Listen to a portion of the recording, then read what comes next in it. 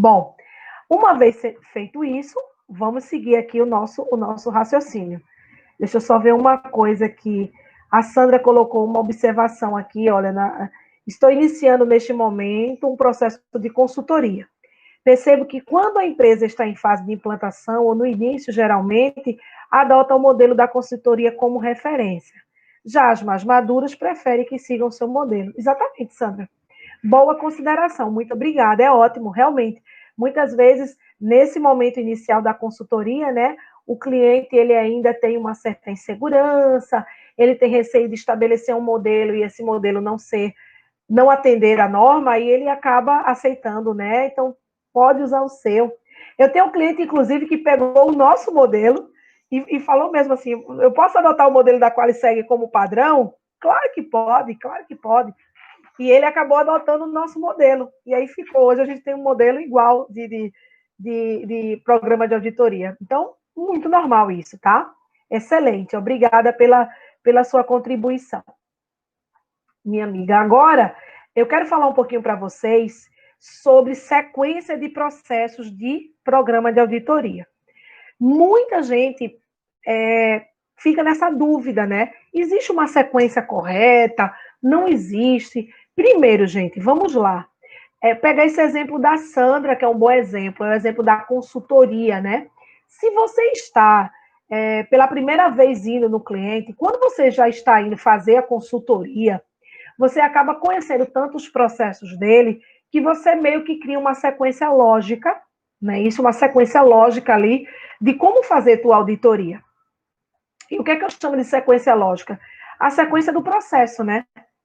Então, às vezes, você já tem ali a sequência do próprio processo, né? Então, se a gente está diante de uma fábrica, a gente começa ali pelo processo produtivo da fábrica, né? Então, planejamento, depois execução, depois o cheque, controle de qualidade, expedição. Então, a gente segue ali uma sequência, né? Agora, imagine que você não fez a consultoria e a empresa está te contratando para fazer a auditoria, né? Então, é muito importante que vocês agendem um bate-papo, né, para que eles te expliquem como é que funcionam os processos. Uma boa dica é que se o teu cliente já fosse certificado ISO 9001, ele vai ter uma coisa chamada interação de processos.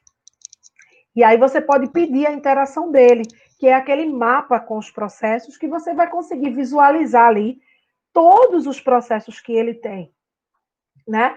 Mas é claro, lembra, o programa sempre vai ser validado pelo cliente, tá? Agora, o que é que eu gosto muito de seguir, sabe? Mesmo quando eu não conheço o cliente, eu estou indo pela primeira vez, ele me mandou lá o mapa de processo. Imagina que o cliente não é 9.000, então ele não tenha isso, né? Eu estou indo fazer uma auditoria de 14, de 45, ou outra norma, né? Então eu vou marcar ali com ele um bate-papo, uma reunião para ele me explicar, dizer quais são os processos dele, para começar a montar lá a minha agenda. Eu gosto sempre de seguir um roteiro, é um roteiro mais lógico. Então, quando eu estou lá na qualidade, eu gosto muito de começar pelo processo comercial. Eu sempre boto o comercial ali no primeiro dia. É claro que eu boto o sistema de gestão, claro, porque ele já dá uma base ali para a gente, mas eu boto também o comercial, porque no comercial de tudo nasce, né? A venda nasce no comercial. Seja uma empresa de serviço ou de produto, tudo começa no comercial. Então, antes de ir para a operação, eu gosto de ir no comercial. Ah, Jaciara, é obrigatório? Não, não é. É uma dica. Porque no comercial você vai entender como é que nasce a prospecção do cliente, como é que nasce a venda, né, do produto ou do serviço para o cliente dele, do teu cliente para o cliente dele. Então, o comercial já vai te dar um panorama muito legal. Segunda dica importante, coloquei no material de vocês.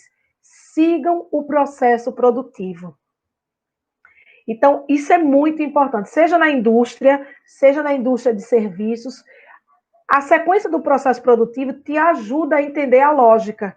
Então, por exemplo, se eu vou para a produção, eu vou começar pelo planejamento. Então, vem cá, como é que a gente sabe o que a gente vai produzir? Né? Como é que a gente sabe agora o que a gente está produzindo? Como é que a gente está checando o que a gente está produzindo? Então, sigam o roteiro do processo, sigam a trilha do processo, isso vai te ajudar muito.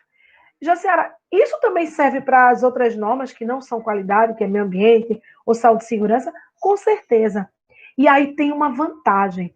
Quando você segue a rotina do processo, você otimiza o seu tempo, tá? Porque às vezes você vai auditar clientes muito grandes, então você bota tipo assim, a semana passada nessa fábrica que eu estava enorme, então ela tem duas grandes fábricas, uma de um lado e uma do outro.